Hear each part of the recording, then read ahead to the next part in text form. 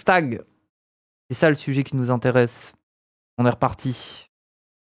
Mes chers camarades, bien le bonjour, vous êtes nombreux à me solliciter sur l'actualité et à me demander de réagir pour apporter quelques éclaircissements historiques quand il y a quelque chose dans les médias. Alors du coup, c'est ce qu'on va faire aujourd'hui avec un sujet autour d'un créateur de contenu qui a fait exploser Internet ces dernières semaines. Oh là là, et tiens, je tiens à remercier aussi la personne au...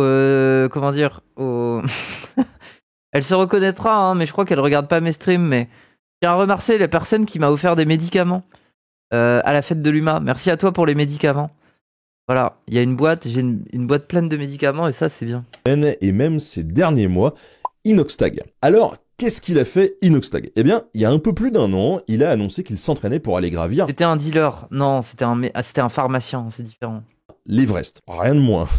Et du coup, il l'a fait et il y a mis des moyens, hein, puisqu'il sort en ce moment un documentaire choc qui s'appelle Kaizen et qui retrace son ascension de l'Everest et qui va être diffusé au cinéma en avant. Bon alors, bah déjà, sondage. Bon, soyez pas des gauchistes, enfin comment dire, soyez honnêtes. Pas seulement pour être des prouveurs politiques. Est-ce que vous avez bien aimé ? Est-ce que vous avez bien aimé Kaizen ? On va être binaire. Soit c'est oui, soit c'est non. Soit c'est oui, soit c'est non. Je vous demande pas des nuances. Pour l'instant, je vous demande pas des nuances. Est-ce que vous avez aimé ou pas ? J'ai pas regardé, la simple idée me saoule. C'est vrai que c'est long. Même avis que Dany. Dany, il l'a maté en stream ou pas ? Parce que je sais que Dany, il était resté chez lui pour stream. Est-ce qu'il l'a maté en stream ?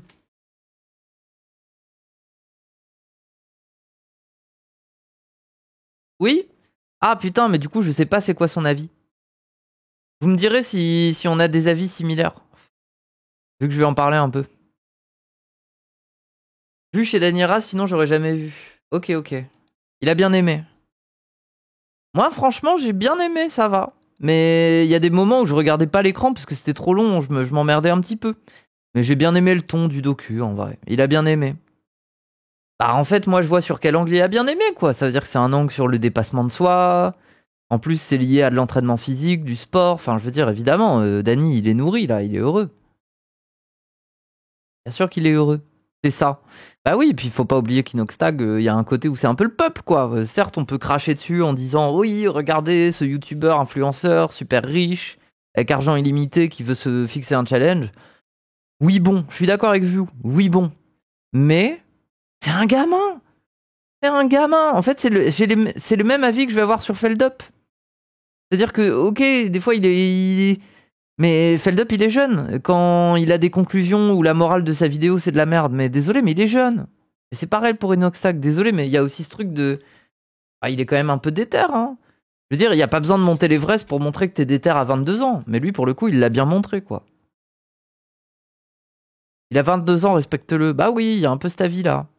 Mais vous avez le droit de dire que vous avez pas aimé, hein. Moi, je dis que j'ai aimé, en tout cas. Mais bref. Première, avant de finir sur... Il est pas tout jeune quand même. Moi, je suis désolé, 22 ans, dans une société occidentale, c'est encore être un gamin. À moins d'avoir fait, je sais pas moi, une formation pour être menuisier et d'avoir déjà les mains calleuses à force de râper des planches, là. Dans ce cas-là, oui, pour moi, t'es un adulte. Pour moi, t'es un adulte. Tu viens sur ce stream, t'es un adulte. Mais là, on parle de Inoxtag, les gens. Merci les Nofi. Ça va ou quoi, les Nofi? Bienvenue les gens de chez les Nofi, comment ça va? Des bisous. La trans community. Les dégènes de chez... Les dégénérés de chez les Nofi. C'est un stream sérieux ici. Oui, on est entre adultes là, on parle sérieusement de Inoxtag. Qui est un adulte, parce qu'il a gravi l'Everest. C'est devenu un adulte. Raz dit que c'est l'héros de Shonen. Merci Krone, merci beaucoup. On a parlé de Pierre. Raz dit que c'est l'héros de Shonen qu'il pense être, genre naïf avec des objectifs golemont, tryhard, et il est un peu con. Bah oui, et moi je pense que même les gens autour de lui, je veux dire, que ça soit les alpinistes qui l'ont accompagné, ou que ça soit les Sherpas qui ont été payés pour le voyage, je pense que tous étaient quand même touchés par l'énergie de Inoxtag, parce que ça se voit que c'est un gamin rieur, Il a une énergie, quoi, faut pas le nier. Ok, vous avez envie d'être des gauchistes en mode oui, c'est horrible, les Sherpas, ils gagnent leur vie comme ça, ils perdent l'usage de leurs doigts. Déjà, il faut noter que quand bien même ils se payent ce luxe de gravir l'Everest à 70K et de pouvoir ralasse des Sherpas et de les ramener à Paris pour la première de son film, mais en attendant, dans le docu, il en parle quand même un peu. Je veux dire, il montre que le Sherpa, il a plus l'usage de ses doigts. Il parle des Sherpas. Enfin, je veux dire, il y en a, ils s'en seraient battus les couilles. Il y en a, ils s'en seraient battus les couilles. Mais lui, il est quand même un peu touché par ça, donc voilà. Mais il est touché comme un normie serait touché par ça, genre... Même quand je dors, je fais de l'argent. Merci, Icori. Merci beaucoup. Même quand je dors, je fais de l'argent. J'ai trouvé ça super cool, et c'est pas quelque chose qu'on voit en vlog tous les jours. Après, c'est sûr qu'il y aurait pu appuyer sur la catastrophe écologique et tout, mais c'est ultra dur. Moi, je pense qu'il le fera peut-être en deuxième temps. Moi, je pense qu'en deuxième temps, il en reparlera peut-être et il parlera du fait qu'il s'est posé des questions. Mais moi, je pense que pour l'angle de son docu, il était obligé de rester sur le narratif de le truc très individuel du dépassement de soi, de la victoire, d'y arriver et tout ça. Voilà, c'est tout. Je pense que n'importe quel alpiniste qui débarque, qui fait de sa vie comme but le fait de gravir l'Everest et qui arrive et qui voit que c'est la queue pour arriver au sommet, ça le fait chier. Parce que t'as toujours envie en tant qu'être humain d'être le premier à arriver là, de réussir et tout. Mais c'est tout, on vit dans un monde où même l'Everest, il y a la queue pour arriver au sommet. C'est complètement absurde, mais c'est comme ça. Alors qu'il y a littéralement des morts en bas des rochers, juste en dessous de toi, quoi. C'est trop bizarre, en fait. C'est comme si tu voulais accéder au RER et les gens qui étaient tombés de l'escalator, ils étaient restés là. En fait, c'est ça. C'est trop bizarre. Après, du coup, oui, c'est un peu shonen, oui. Moi, Inox, il me fait penser à Seb dans un angle. Seb, il est plus mature, hein, pour moi. Inoxtag, il est beaucoup plus sur un truc un peu shonen, plus immature. Mais voilà. Tout à fait ça, oui. C'est un bon divertissement, mais humainement, c'est catastrophique.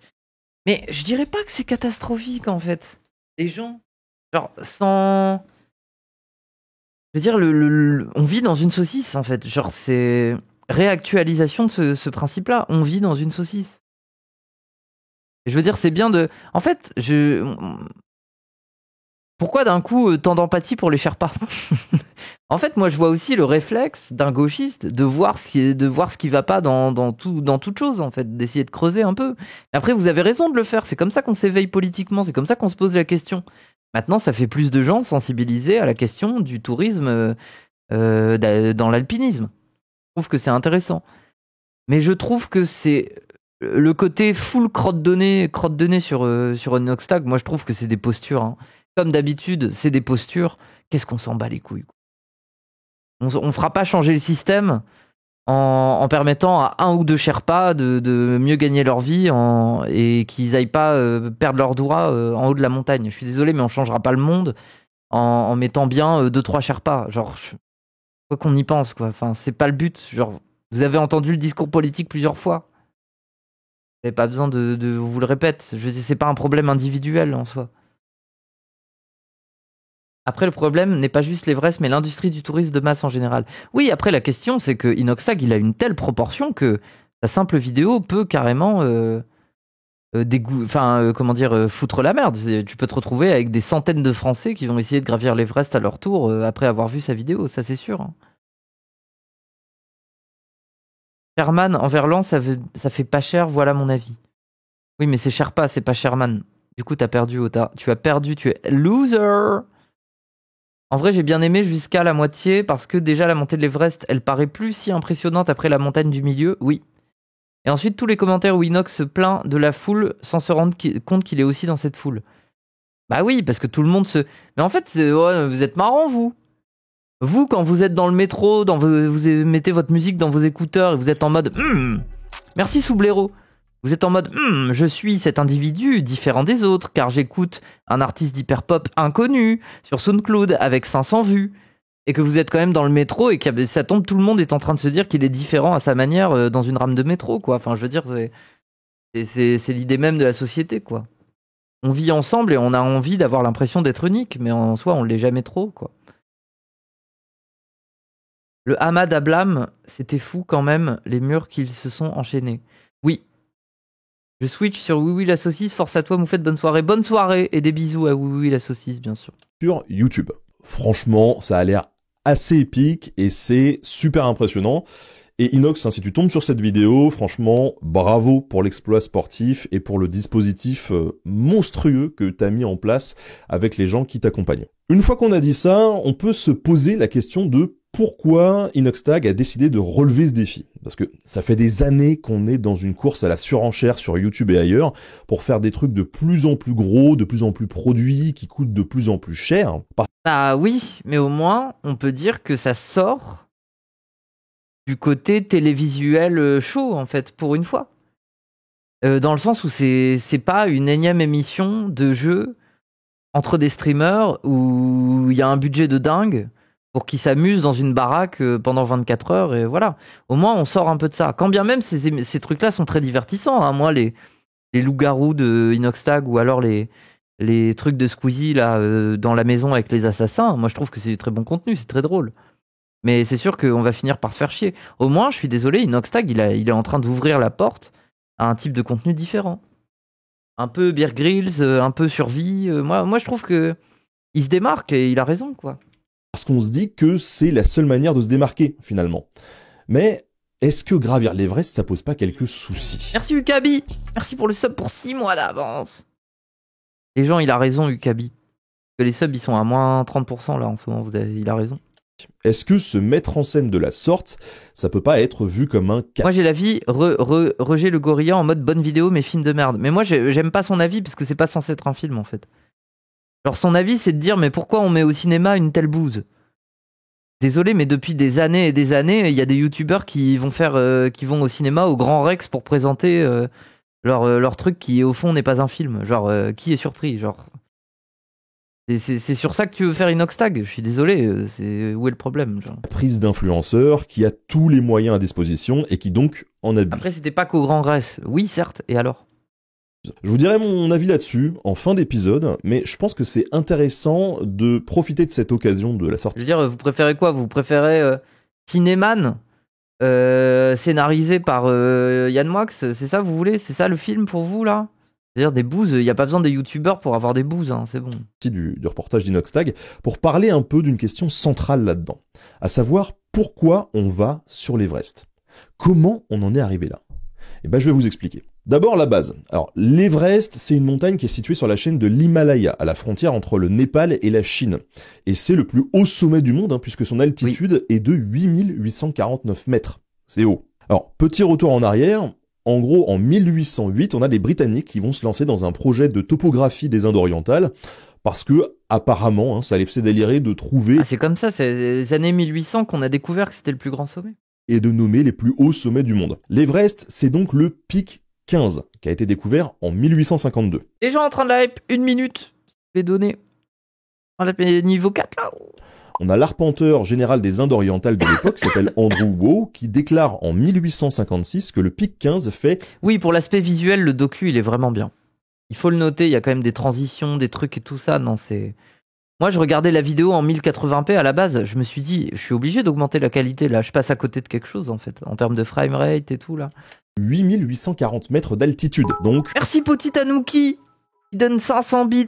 Twitch qui rajoute 50. Merci la reine. Merci beaucoup pour le sub avec 6 mois d'avance. Let's go, merci. Pas loin de la réalité, hein. Le gars il s'est gouré à 9 mètres près. On peut l'applaudir.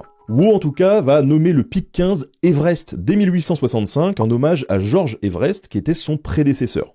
Ah, c'est quand même un truc de colon le nom de l'Everest. Et du coup je me demande comment les Népalais ils appellent l'Everest. Mais le nom tibétain de l'Everest c'est... les Tibétains. Et Chomolungma. Chomolungma, ok. Ce qui signifie la déesse mère des vents, ce que je trouve quand même vachement plus poétique. Merci Mordicus. Twitch qui rajoute 100 bits, 1000 bits. Merci Mordicus. Oh là là là là là là. Oh là là là là. Oh, on est bien là. On est bien. On est bien. Ah là on est bien. Pour reprendre un gimmick de Inoxtag, vous avez reconnu ou pas?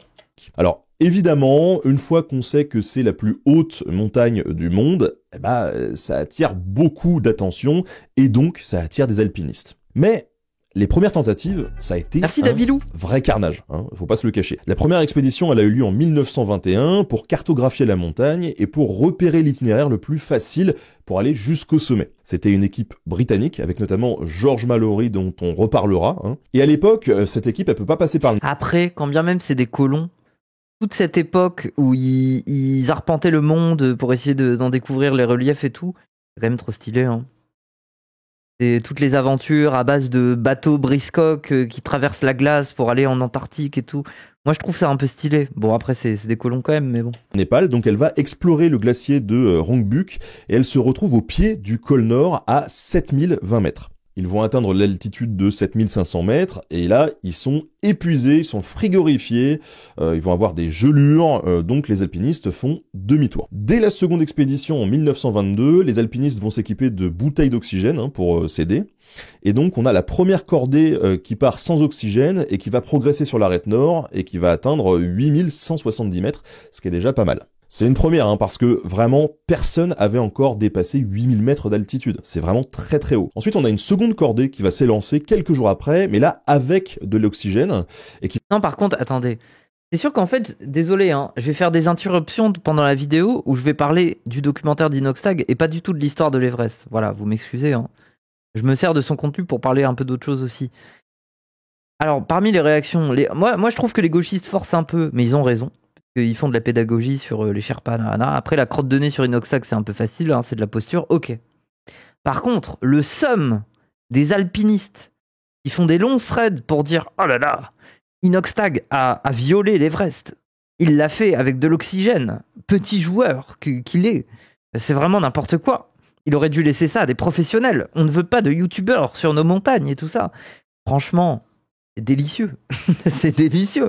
Moi, je suis, voilà, je suis Inoxtag rien que pour ça. C'est bon, Les alpinistes qui veulent chasse-garder de leur métier, là, ils ont raison.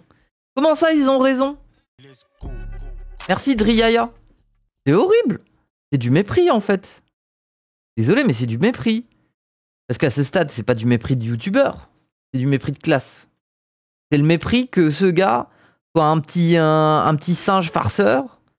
Qu'il soit là, c'est un petit blagueur de YouTube, un mec qui a juste fait du Minecraft pour réussir à percer. C'est ça qui les fait chier. C'est pas le fait que ce gars soit YouTubeur, fondamentalement, c'est qu'il le trouve bête, c'est qu'il le trouve con. Du coup, force à lui, Il va parvenir à 8320 mètres. Et cette campagne, elle va se terminer par la première grande... Il faisait du Minecraft, bah oui, quand il était enfant. Et qui va parvenir à 8320 mètres. Et cette campagne, elle va se terminer par la première grande tragédie de l'Everest, puisqu'on a la mort de 7 Sherpas. Ils disent non au pay to win, c'est entendable. Mais vous croyez que être alpiniste, à la base, c'est possible quand on gagne le SMIC? Genre, c'est très dur, Genre, franchement, vous croyez que les alpinistes qui gueulent sur Inoxtag, vous croyez que ces gens-là, c'est des cheminots, quoi? Non, mais les gens... Cette campagne, c'est comme le ski, Généralement, les gens qui font du ski, à moins de grandir dans une banlieue PCF qui leur paye des vacances, ce qui est de plus en plus rare. Moi, je suis désolé, ça n'existe. Enfin, oui, des bas de riches, quoi. Elle va se terminer par la première grande tragédie de l'Everest, puisqu'on a la mort de 7 Sherpas dans une avalanche, alors que Mallory effectuait une ultime tentative. Et d'ailleurs, c'est l'occasion d'en parler, parce que les Sherpas pour les Occidentaux, c'est le terme qui est utilisé pour désigner les porteurs et les guides qui aident les alpinistes sur les sommets himalayens. Mais à la base, en fait, c'est un peuple qui est originaire du Tibet, qui vit à haute altitude dans les montagnes du nord-est du Népal, et qui, génétiquement, possède une forte capacité de résistance à l'altitude. Donc, oui, et d'ailleurs, fun fact, il y a aussi une data qui est impressionnante, je trouve, du point de vue biologique sur les gens qui habitent comme ça dans les hauteurs, en montagne et tout ça. C'est que et ça c'est vrai, il faudrait que je retrouve l'étude et tout, mais les jeunes filles tibétaines qui sont dans les hauteurs à une certaine altitude, le développement de leurs règles, donc on parle bien des syndromes post-menstruels, prémenstruels et tout ça, ne se déclenche pas tant qu'elles ne reviennent pas à une altitude plus basse. Ça veut dire qu'en fait, il y a des jeunes filles, elles se mettent à avoir leurs règles beaucoup plus tard parce que biologiquement, c'est un gros, enfin comment dire, c'est un désavantage, et je sais pas, le corps s'est adapté de telle manière que leurs règles vont pas se déclencher dans des situations cheat code un peu. Bah oui, il y a un truc comme ça. Mais en fait, c'est tellement des peuples qui sont habitués à cette topologie que ils ont développé des trucs biologiquement comme ça. Il faudrait que je retrouve, mais c'est un peu fascinant. C'est une des datas les plus impressionnantes sur les règles. C'est que c'est possible. Ça veut dire que dans un environnement hostile, en quelque sorte, Si ton corps est habitué, si génétiquement tu es habitué, bah en fait, tu peux avoir des cheat codes du type ne pas déclencher tes règles au pire moment, quoi. Le buff statique, oui. Donc, sans Sherpa, clairement, il n'y a pas d'expédition. Voilà. C'est la même dans l'espace. Bah, j'en sais rien. Personne n'a élevé un enfant dans l'espace. Genre, ISS, bah, j'en sais rien. Mais non, mais là, non, je parle pas des règles. Je parle pas du déclenchement des règles. De manière générale. Je parle des jeunes filles qui n'ont jamais eu leurs règles. C'est-à-dire qu'en général, une jeune fille, elle va avoir ses premiers syndromes prémenstruels à partir de, je sais pas moi, 12-13 ans. Bah, en fait, chez les enfants tibétains qui habitent dans les hauteurs, si jamais ils sont dans une situation trop en altitude et dangereuse, bah en fait, les filles ne développent pas leur syndrome prémenstruel avant un certain temps. Ça veut dire que ça commence beaucoup plus tard et généralement, ça se déclenchera plus tôt quand elles redescendront dans un contexte beaucoup plus favorable et tout ça. En fait, l'altitude et le manque d'oxygène fait que c'est un peu bizarre, mais elles n'ont pas leurs premiers symptômes prémenstruels à la même vitesse que les autres, en fait. Ça, c'est pour la petite parenthèse. Maintenant, on revient à l'Everest. Il y a une troisième expédition en 1924, et c'est l'une des années les plus marquantes de la conquête de la plus haute montagne du monde, puisqu'on a 8 alpinistes, dont Norton... Si des femmes qui ont déjà leurs règles vont à cette altitude-là, elles perdent leurs règles ou pas? Ça, j'en sais rien, c'est pas de ça dont je parle. Mais peut-être que oui, mais j'en sais rien. Plus marquante de la conquête de la plus Et oui, en gros, les femmes font leur puberté beaucoup plus tard si elles sont dans les hauteurs, quoi. En gros, c'est ça. haute montagne du monde, puisqu'on a 8 alpinistes, dont Norton, Mallory, toujours lui, et Irvine, qui vont composer l'expédition. Norton, il va battre un nouveau record d'altitude en atteignant seul et sans oxygène 8573 mètres. Ouah, c'est une dinguerie, le gars, à l'époque, il a fait... Ok. Mais on a Mallory et Irvine qui vont disparaître à cause d'une tempête alors qu'ils sont en route pour le sommet. Et le corps de Mallory, il a été retrouvé, mais en 1999 seulement. Ah, c'est fou. Et aujourd'hui encore, on ne sait pas s'ils ont atteint... En plus, ils doivent être bien conservés, les corps. Hein. Ça doit être un peu des zombies, mais des zombies frais. Genre, ils sont gelés, quoi. Le sommet avant de disparaître. En tout cas, on a les tentatives qui continuent dans les années 30, mais avec la Seconde Guerre mondiale et la prise de contrôle du Tibet par les autorités chinoises en 1950, tout ça va ralentir l'organisation de nouvelles expéditions. Et puis, faut bien dire que les gens, notamment les mécènes, commencent aussi un petit peu à se lasser de cette aventure. Donc dans les années 50, les alpinistes vont tenter de partir du Népal plutôt que par le Tibet, c'est-à-dire par le sud. Et finalement, c'est le 29 mai 1953, après 32 ans et 8 expéditions ratées, Kensmouth, Hillary et... Les corps sont de plus en plus visibles dû au réchauffement. Oui, ça fait sens, mais c'est étonnant. Et le Sherpa Tenzing Norgay pose enfin le pied au sommet de l'Everest. Il n'y a pas moins de 350 porteurs qui ont transporté 5 tonnes de matériel à travers les vallées du Népal. Pour l'assaut du sommet en lui-même, là, on a 5 camps qui ont été installés et 15 alpinistes sont mobilisés. Et du coup, Hillary, il est tellement content que quand il redescend de l'Everest... Ah, il a une bonne tête de... C'est un Américain, lui? Ou un Anglais? Il a une tête d'anglo-saxon, quoi. C'est vraiment l'anglo-saxon, quoi. Il va lâcher cette phrase un peu célèbre maintenant, il a dit « Eh ben, on se l'est fait, ce salaud hein. !» C'était l'époque des vrais aventuriers. Hein. En tout cas, dans les années 70-80, là, l'Everest, ça va devenir un peu le terrain de jeu de tous ceux qui aiment les sensations fortes. Donc chaque année, on a de nouvelles ascensions, de nouveaux chemins. Et puis, à la fin des années 80, les guides occidentaux vont flairer quand même le bon filon. Dites-vous qu'en 1988, il y a 39 personnes qui sont au sommet. Et donc, ça commence à sentir un peu le business. Mais l'Everest... c'est pas Disneyland, hein. On le rappelle, c'est dangereux. En 1996, il y a une tempête qui tue 8 grimpeurs, dont 2 guides américains. Et cette tragédie, elle est même racontée dans un livre qui s'appelle Tragédie à l'Everest, et dans un film qui s'appelle Everest, qui est sorti en 2015, pour ceux qui préfèrent le cinéma. Mais Ok, j'avais jamais vu moi Everest. Malgré tout ça, eh bien, dans les années 2000, les gens continuent de se ruer vers son sommet. On a 182 personnes qui atteignent le sommet, contre 876 en 2019. C'est énorme. Et avec tout ça, plus de monde au sommet signifie forcément embouteillage, déchets et... Oui, c'est vraiment débile. En fait, c'est ça qui est débile, quoi. En fait, c'est que... C'est fou, quoi. C'est comme si on allait sur Mars, et en descendant du vaisseau, il y a des ordures, il y a des gens, ils sont là, ils attendent. Genre, c'est bizarre, en fait. Merci Wissam pour le raid. Oh là là, merci. Merci oui. Merci le petit oui. Merci le petit oui pour le raid. Ça va ou quoi? Et oui, c'est fou, hein. Mais on est trop d'humains, hein. On est trop d'humains sur Terre. Ça y est, je deviens malthusienne. Il faut une bonne guerre, hein. On aura moins d'alpinistes, hein. C'est le cas dans l'espace.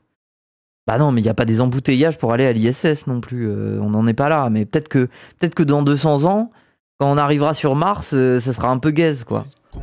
Merci Adèle Dao. Quand on arrivera sur Mars, c'est comme arriver à Gare du Nord, quoi. Ça veut dire on sortira, on a fait un voyage cryogénisé, on est fatigué, et carrément on arrive, on se fait bousculer, on se prend des coups d'épaule parce que la gare de Mars, enfin voilà, c'est devenu Gare du Nord, quoi. Des cadavres qui restent sur place. Parce qu'on a quand même 6 morts par an en moyenne depuis 1990. C'est pas rien. On a par exemple Green Boots, qui est une dépouille non identifiée d'un alpiniste, qui servira de point de repère et qui ne sera retiré qu'en 2014. Ce qui est un petit peu glauque. D'ailleurs, la présence de ces nombreux corps le long des voies utilisées par les alpinistes, elle pose de sérieux problèmes. En 2006, il y a un événement qui va remuer grandement la communauté alpine à ce propos. On a un certain David Sharp qui va mourir d'une longue agonie lors de sa tentative d'ascension sans oxygène. Et ce qui choque, c'est qu'une quarantaine d'autres grimpeurs passaient à côté de lui sans intervenir. Ce qui va vraiment à l'encontre des principes enseignés, puisque aider les autres, c'est plus important quand même que de réussir une ascension. Donc évidemment, après ça, on va avoir des débats qui vont faire rage pour savoir comment cet accident évitable a eu lieu et qui en est responsable. Bah, en même temps, moi quand je me balade, là maintenant je suis à Paris, quand moi, comme bien d'autres, je passe devant un SDF qui est probablement au bout de sa vie, je me dis que sur l'Everest, ça doit pas être très différent, quoi. C'est horrible. Il y a des gens dans Paris, ça se voit, ils sont en train de crever, là. Moi, je suis là, je fais ma vie, je passe au-dessus, quoi. Dose. Mais non, mais... Vous comprenez? Bah, je sais pas. Non, j'avoue que là, en haut de l'Everest... Je sais pas comment ils sont... En fait, peut-être que les gens, ils sont dans une telle tricks... Genre ils sont là à manquer d'oxygène, à se dire que c'est horrible. En fait, ils sont dans un tel mindset qu'ils sont en mode « Oh, s'il y a un mort, c'est pas grave, il faut continuer, tu vois. » Le parallèle est un peu pertinent. Bah, je vois un peu, oui, mais le problème c'est que quelqu'un qui est en train d'agoniser en haut de l'Everest, c'est pas la même, mais bon. J'ai sorti sans mon portefeuille d'oxygène des eaux, oui, voilà. Chacun joue sa vie. Bah, en soi, pas tant que ça, mais chacun est triste. Chacun a l'impression de jouer sa vie, en tout cas. Le parallèle est éclaté. Oh là là, laissez-moi. Alors là, on est vraiment sur un autre sujet que la vidéo d'Inoxtag ou voilà. Mais il y a quand même beaucoup de choses à dire. Et ce qui m'a interpellé, moi, là-dedans, c'est que David Sharp, il s'est abrité à côté de Green Boots, justement. Et c'est là qu'il va mourir. Et la conséquence de ça, eh bien, c'est que certains grimpeurs ont cru qu'il s'agissait juste d'un autre cadavre. Ce qui explique qu'ils sont pas intervenus. Et ça, c'est... D'accord. Aussi vachement glauque, je trouve. En 2014-2015, il y a eu des accidents terribles qui vont ralentir un Oui, du coup, ça explique un peu. Petit peu le business. Il y a eu une avalanche et un séisme. Mais dans les années 2010, on a des agences locales qui vont se développer à fond et qui sont boostées par des alpinistes stars. Alors comme, j'arrive pas à trop prononcer le nom, mais Nimsday, qui va grimper les 14 sommets de plus de 8000 mètres en... Excuse de sac. Ah, désolé, à 8000 mètres, avec du brouillard de neige dans la gueule, plein de trucs, tu vois une silhouette d'un corps à côté d'un autre, ils ont l'air morts, bah tu te dis que c'est comme ça, quoi. Crary, le SDF, est volontairement SDF. Non, mais en fait, la morale, c'est que si vous êtes SDF, si vous vous mettez près des poubelles et que les poubelles puent, bah évidemment, personne va venir. Les gens, ils sont en mode, bon, bah c'est un gars au milieu des poubelles, quoi. Il fait pas la manche, là, il est au milieu des poubelles. C'est horrible, pourquoi je dis ça? Bon allez, c'est bon, j'arrête. 7 mois seulement. Du coup, la montagne va devenir un terrain de jeu pour riches, littéralement, avec des agences de plus en plus nombreuses, des Sherpas qui font tout le boulot, et des équipements de dingo, comme des camps de base qui sont livrés par... Oui, les camps de base, par contre, ils sont trop stylés. Il y a des capsules, dans le docu d'Inoxtag, là, on dirait on est dans Dragon Ball. On dirait c'est Capsule Corp qui a fait le camp. Qui font tout le boulot, et des équipements de dingo, comme des camps de base qui sont livrés par hélico, des cordes fixes, de l'oxygène partout, etc. Aujourd'hui, les installations du camp de base, elles sont situées à 5364 mètres d'altitude. Oui, regardez, c'est ça, là. Des espèces de boules comme ça, là. Mais elle ressemble plus à des luxueux lodges qu'aux tentes rustiques des alpinistes d'antan, faut se le dire. Climatisation, écran plat, toilettes privées. Ah ouais, tout ça? Ah oui? Non, j'y crois pas. Genre dans un camp de base, à 7000 km d'altitude, il y a des écrans plats, carrément, il y a la Play 5. Ça joue à Wukong, ça joue au singe. Non, je peux pas y croire en vrai. Lit grande taille, couverture chauffante, il y a des spas, il y a la 4G, des repas avec des légumes frais qui sont livrés quotidiennement. Et comme il n'existe pas de route Carrément, on peut faire un stream en haut de l'Everest, peut-être. carrossable entre Lukla, la dernière ville avec un aéroport, et le camp de base, eh bien tout ce matériel, il est acheminé à dos d'hommes et de yaks le long des sentiers escarpés. Mais aussi par les airs, avec les rotations d'hélicoptères. Donc tout ça, ça pose quand même pas mal de questions.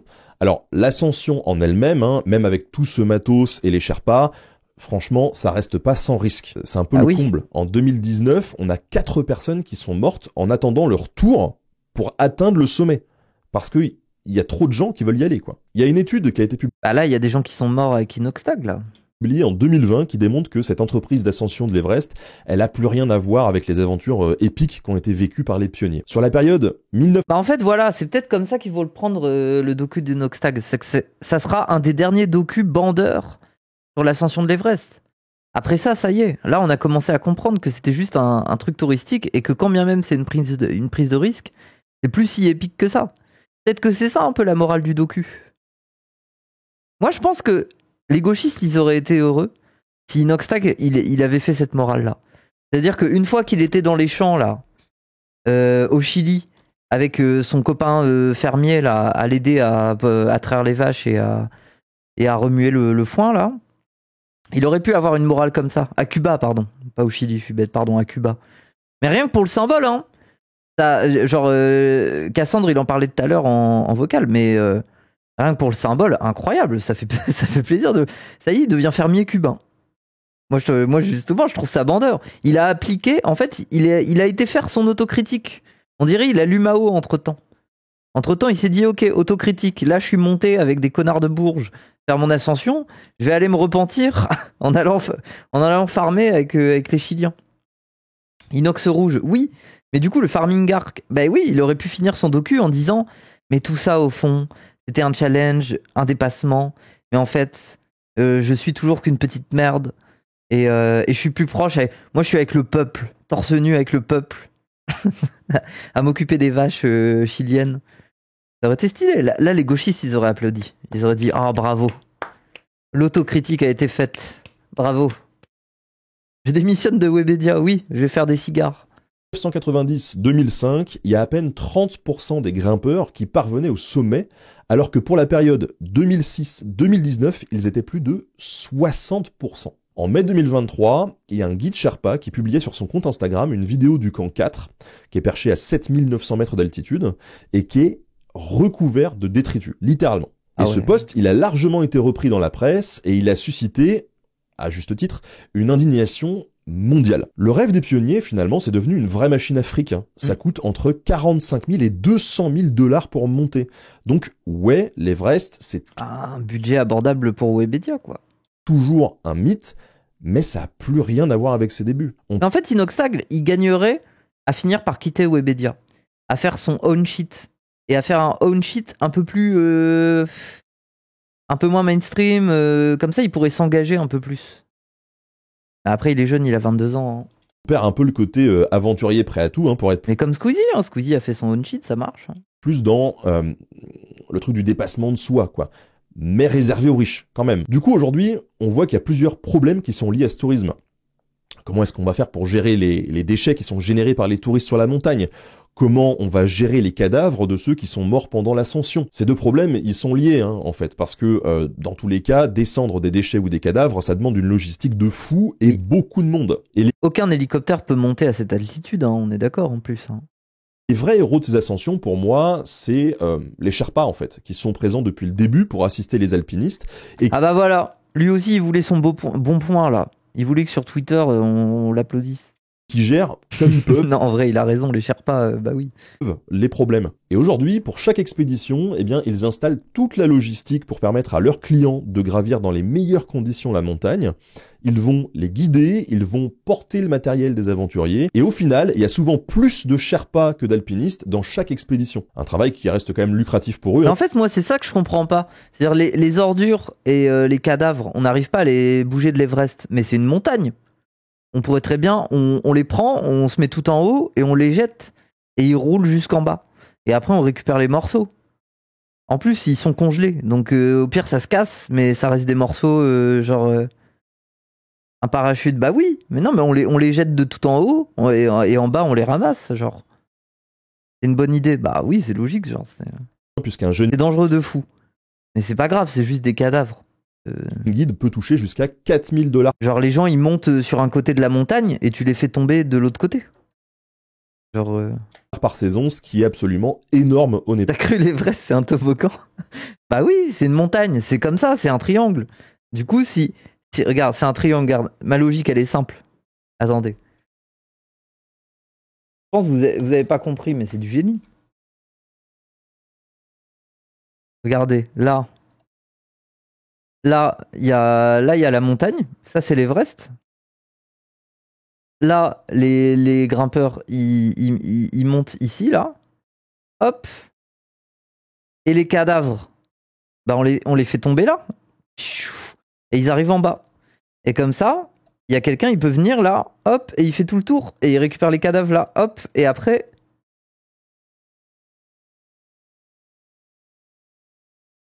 Poubelle. Hop, le cadavre, on le met à la poubelle. Comme ça, c'est facile, hein. Les crevasses. Bah au pire, si... Regardez, attendez. Si genre là, si genre ici, il y a une crevasse. Bah en fait... Les cadavres, soit ils tombent là, parce que c'est une crevasse, mais dans ces cas-là, on s'en bat les couilles, c'est comme une poubelle. Donc c'est pas grave. Ou alors, ils vont très très vite. Ils vont très vite. Et c'est comme l'inertie dans Mario Kart. Ça veut dire quand vous allez très vite et qu'il y a un trou, ben vous passez au-dessus du trou. Donc les cadavres, ils vont rouler, mais ils vont passer au-dessus du trou parce qu'ils vont très vite.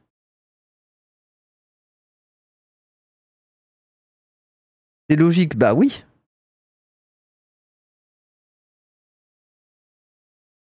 Faudra juste donner des horaires pour balancer les corps, sinon ils les récupèrent en morceaux. Bah on fait ça à peu près aux mêmes horaires que la collecte des déchets. Genre chez nous, c'est à peu près vers 5-6 heures du matin en général. Bon après à Paris, des fois c'est différent. En général c'est ça, 5-6 heures du matin c'est les déchets. Bah voilà, 5-6 heures du matin on balance les cadavres. Guette la forme de la montagne IRL. Pourquoi je ferais ça? Une montagne c'est un triangle. Genre ça ressemble à ça l'Everest. Bref, vous êtes bête, hein. Voilà. Alors, suivant Inoxtag de loin, honnêtement, j'ai hâte de voir son reportage et son avis sur ces problématiques. Parce qu'il avait déjà parlé très justement de ce genre de sujet dans sa vidéo 7 jours pour survivre seul sur une île déserte. Bah oui, et de toute façon, moi je pense qu'il en parlera après. Pour l'instant, il fait la promo de son film, pour l'instant, il est dans la phase de promo, mais après, il y aura sûrement, il fera un stream questions-réponses, et je pense qu'il reviendra sur ces sujets-là, je pense. Je crois, hein, moi je pense que Inoxtag est un normie, mais c'est pas un normie insensible, hein, les gens, soyez pas bêtes, hein. Et je parie que ça sera très intéressant de découvrir son expérience dans ce nouveau documentaire. Quand je parlais de caprice en début de vidéo, évidemment, le mot, il est un peu fort, hein. Il faut voir ce qu'il va pouvoir transmettre à travers ce reportage, et surtout les conséquences que ça aura sur le grand public. Parce que dans tout... Il a fait venir sur scène les Sherpas, c'est assez cool. Oui, bon. Moi, je suis désolé, c'est pas une dinguerie, quoi. Je veux dire, comment il s'appelait celui qui faisait... J'irai dormir chez... Non, pas J'irai dormir chez vous. Rencontre en terre inconnue. Je sais plus comment il s'appelait, ce gars-là. Rencontre en terre inconnue. Bah, en fait, à quasi toutes les projections, il invitait les gens. Antoine de Maximi. Non, non, non, non. J'ai oublié. Maximus de machin. Lopez, oui, Lopez. Et oui, à chaque fois, quasiment à chaque fois, il y avait des représentants de la tribu qui étaient invités, quoi. Donc bon, c'est pas une dinguerie, quoi, de faire ça. Ça me semble logique, en fait, de le faire, presque. J'ai pas dit que c'était une dinguerie, juste que c'était bien. Mon idée de balancer les cadavres de la montagne, oui, c'est une très bonne idée. Dans tous les cas, c'est une aventure extraordinaire à vivre pour lui. Et honnêtement, dans sa situation, je pense que pas mal de gens auraient saisi l'occasion de faire quelque chose d'aussi fou. Faudrait être hypocrite pour prétendre le contraire. Donc si ça peut servir à sensibiliser sur les problématiques qu'on a évoquées, je trouve ça cool. Et en même temps, c'est sûr, ça va donner aussi envie à d'autres de se lancer dans le périple. Et c'est normal, parce que ça peut faire rêver. Ah oui. Finalement, dans une moindre mesure, quand même... Mais est-ce que, au final, est-ce que c'est la destination qui compte? Quand ce qui compte... Enfin, non, c'est quoi la phrase? Est-ce que c'est le but qui compte quand c'est non, quand c'est le voyage qui est le plus intéressant? Est-ce que c'est l'arrivée qui est importante quand le voyage a été tout le cœur du voyage? C'est un peu comme sur Nota Bene, quand on se rend compte que quelqu'un dit n'importe quoi dans un documentaire. Est-ce qu'on choisit d'en parler pour le dénoncer, au risque de donner plus de visibilité à ce discours qui est problématique scientifiquement? Pour ma part, je vous le cache pas, j'ai toujours le cul entre deux chaises. Et moi, j'ai bien du mal à trancher cette question qui se pose souvent au cas par cas. Ah oui. Donc, je le dis, je serais assez mal placé pour juger Inoxtag. Je veux dire, si ça avait été Jack Paul qui avait gravi l'Everest en ne filmant pas du tout les Sherpas, et son contenu globalement c'est juste de pisser dans la glace pour voir si ça fait des stalactites, j'aurais peut-être critiqué un peu plus la démarche, mais là ça va. Là on est en France, Inoxtag il a un peu de sensibilité, il a parlé des Sherpas, il les a invités et tout. Enfin, ça va. Hein. Il y a amende honorable quand même un peu. C'est bon. Jacques Paul il aurait filmé les cadavres, oui voilà.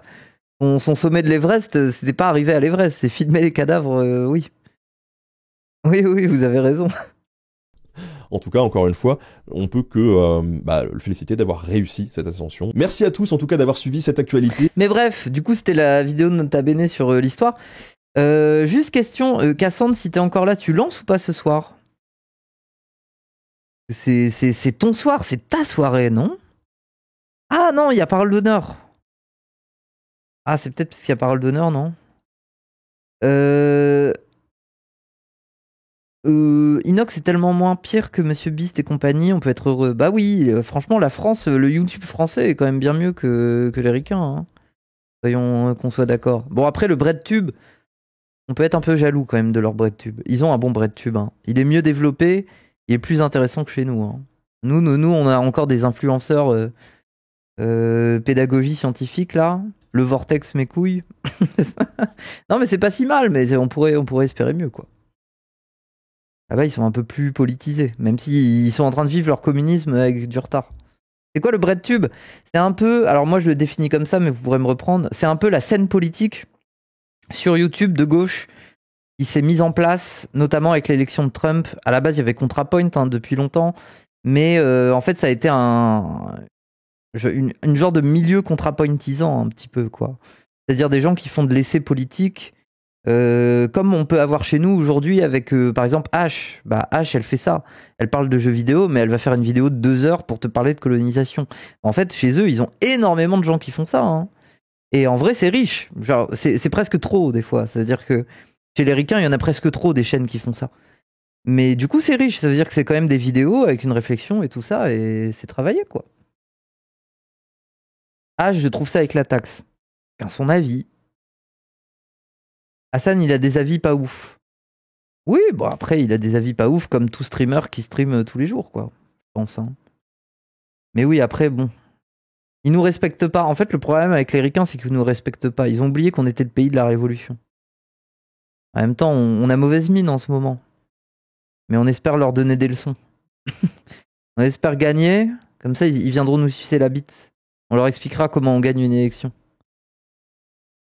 Il y a du bon et du mauvais comme partout. Bah oui.